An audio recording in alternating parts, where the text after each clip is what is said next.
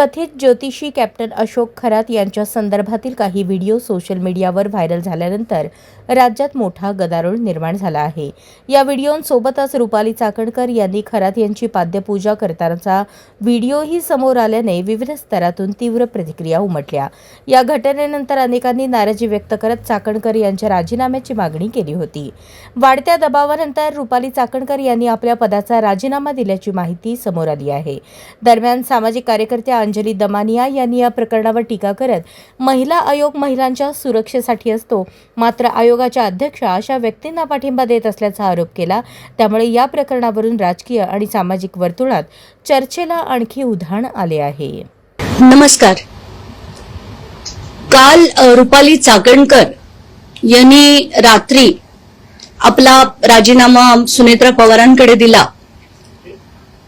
खरं तर महिला आयोग हा महिलांच्या हक्कासाठी, न्यायासाठी, सुरक्षेसाठी असतो, पण जेव्हा याच आयोगाच्या अध्यक्षा हा महिलांना आधार न देता स्वार्थासाठी राजकीय मंडळींना, अशा खरातसारख्या मंडळींना आधार देतात, तेव्हा महिलांचा पूर्णपणे त्यांचा आधार जातो। माझ्याकडे ज्या केसेस आल्या आहेत त्यात 5-6 केसेसमध्ये महिला आयोगाने काहीच कारवाई केली नाहीये। त्यात महिला आयोगाने उलट पोलिसांवर दबाव आणून अमुक गोष्टी संपवल्यात। तर त्यांचा राजीनामा होणं हे अपेक्षित होतं। त्याचा लढा आपण कालच म्हटलं होतं मी माझ्या पत्रकार परिषदेत की 24 तासात झाला नाही तर त्यांचा लढा आम्ही आंदोलन करू, पण त्यांचा राजीनामा घेणारच। काल सुनील तटकरेंची बॉडी लँग्वेज बघितली। त्यांनी तिथून एका ठिकाणून जेव्हा पत्रकारांनी प्रश्न विचारले ते पळून गेले, तर सुनील तटकरेजींना मी ताबडतोब ट्विट करून म्हणजे माझं मत जे होतं ते मी मांडलं की तुम्ही पळा, पण आता यापुढे तुम्हाला आम्ही ना तुम्हाला सोडू ना त्यांना सोडू, काय वाटेल ते झालं तरी आम्ही लढू। आताच्या घटनेला मी याला पहिला टप्पा मानते आणि याच्या पुढे अनेक गोष्टी होणं बाकी आहे। पहिला म्हणजे जेवढे राजकारणी या खरातांकडनं ओशनू जल घ्यायचे यांची नावं बाहेर आली पाहिजेत। रुपाली चाकणकरांवर FIR होऊन चौकशी होऊन, कारण महिला आयोगाच्या अध्यक्षा म्हणून जर त्यांनी केसेस दाबल्या असतील तर त्या सगळ्या केसेसची कारवाई त्यांच्यावर झाली पाहिजे आणि ही जेवढी नावं आहेत राजकारण्यांची ती बाहेर आली पाहिजेत। महाराष्ट्राच्या राजकारणाला साफ केलं पाहिजे। घाण करून टाकली आहे महाराष्ट्राच्या राजकारणाची। तर मुख्यमंत्र्यांना एकतर आभार, तुम्ही महाराष्ट्राच्या महिलांच्या डोक्यावर उपकार केलेत निर्देश देऊन, पण खरंच सार्कास्टिक बोलणं नाही, पण खरंच आभार की तुम्ही यावेळेस जरा लवकर तरी ते काम केलं। पण याच्या पुढे कुठेही डायल्युशन होणार नाही अशी अपेक्षा करतो। तुम्ही आता म्हणालात की उपकार केले, लवकर घेतला राजीनामा, पण उशीर झालाय का राजीनामा घेण्याला? का 2 केसेस हुंडाबळीचे आले जे मोठे झाले महाराष्ट्रामध्ये, कुठली कारवाई महिला आयोगाने केली नाही, तेव्हाच राजीनामा घेणं अपेक्षित होतं का? आता या क्षणाला राजीनामा देणं खूप उशीर केला का त्यांनी? नाही, प्रश्नच नाही। पहिले जे 2 झाले, वैष्णवी हगवणे प्रकरण असो, संपदा मुंडे असो, गौरी गर्जे असो, कुठेही महिला आयोगाने कुठलीही कारवाई केली नाही। हे तर पुढे आलेले आहेत। याच्या मागे पडद्यामागे कितीतरी ठिकाणी असं हुंडाबळी जातात, महिला आयोगाकडे महिला कंप्लेंट्स करतात, पण आयोग काहीही करत नाही। कारण अशा निष्क्रिय लोकांना, ज्यांना काडी मात्रही अक्कल नसते, काडी मात्रही त्यांना पडलेली नसते, त्यांना फक्त सगळीकडे मिळवणं आणि राजकारण करणं याशिवाय दुसरं कळत नाही, अशा लोकांना यापुढे मुख्यमंत्र्यांनी महिला आयोगावर आणू नये। मुख्यमंत्र्यांना खास मला हा निरोप द्यायचा आहे की याच्या पुढे राजकारणाला आणि आयोगाला लांब ठेवा।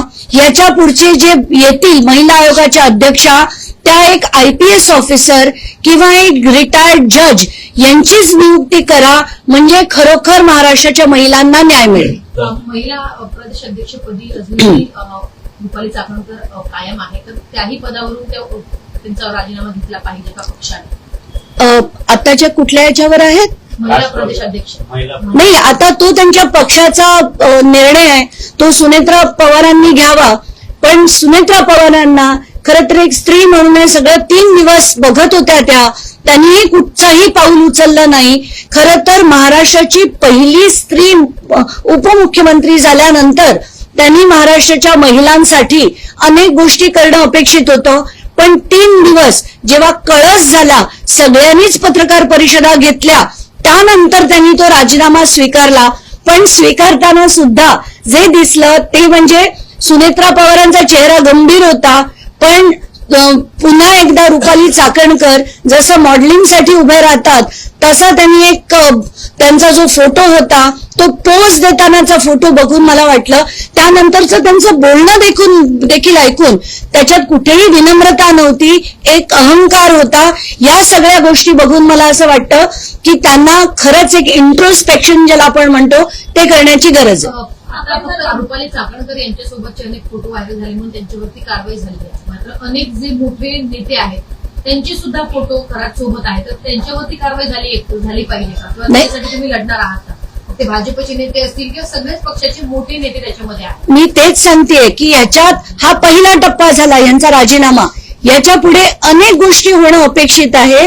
एक म्हणजे या सगळे जे राजकारणी ते ओशनो जलसाठी गाड्या पाठवायचे, हेलिकॉप्टर पाठवायचे, तिथे म्हणजे उठता बसता शिर्डीच्या नावाखाली तिथे त्यांच्या त्या मंदिरात जाऊन यांचं सो कॉल खरातांचं, त्यांच्या गुरुजींचं, कोणाच्या पप्पांचं, या सगळ्यांचं दर्शन घ्यायचंय. तर या सगळ्यांची नावं बाहेर आली पाहिजेत. आणि एक विकास दिवटे नावाचं ज्याची आत्महत्या झाली, ज्याची केस शिर्डी पोलीस स्टेशनला रजिस्टर्ड होती आणि ती केस बंद करण्यात आली, ती केस सुद्धा परत रिओपन करण्याची गरज आहे. आणि असं सविस्तर पत्र मी सदानंद दातेंना पाठवणार. आपण जर बघितलं तर काल त्या असं म्हणाल्या रुपाली चाकणकर की जे काही व्हिडिओ किंवा जे काही गोष्टी माझ्याबद्दल येतात बाहेर, मी अनामिका कापली असं सांगितलं जातं, हे सगळं खोटं आहे. माझ्याबद्दल एक गोष्टी रचल्या जात आहेत असं त्यांचं म्हणणं होतं. आणि सगळ्यांवर मी ज्यांनी माझ्यावर आरोप केले त्यांच्यावरती ऍक्शन घेईन असंही त्या म्हणाल्या. नाही, त्यांनी ती अगदी नक्की घ्यावी. अनामिका कापली नाही कापली ते त्यांचं त्यांनी ठरवावं, सुषमा अंधारेंनी ठरवावं. पण त्यांनी एकदा नाही अनेक फोटो दाखवले, तर त्यांनी दोघांनी नक्कीच त्याचा जो सोक्षमोक्ष आहे तो लावावा. पण या ज्या सगळ्या गोष्टी मी मांडल्या हे तिथलं सत्य होतं. तुम्हाला हवं ते तुम्ही करा, हव्या तेवढ्या डिफेमेशन केसेस टाका, आम्हाला काही फरक पडत नाही. आम्हाला महाराष्ट्रातल्या महिलांसाठी जे लढणं, एक स्त्री म्हणून लढणं माझं कर्तव्य होतं ते मी केलं. आणि अशा व्यक्तीला उचलून फेकून देणं हे प्रत्येक स्त्रीचं काम आहे, जे मी केलं. अनेक नेत्यांचे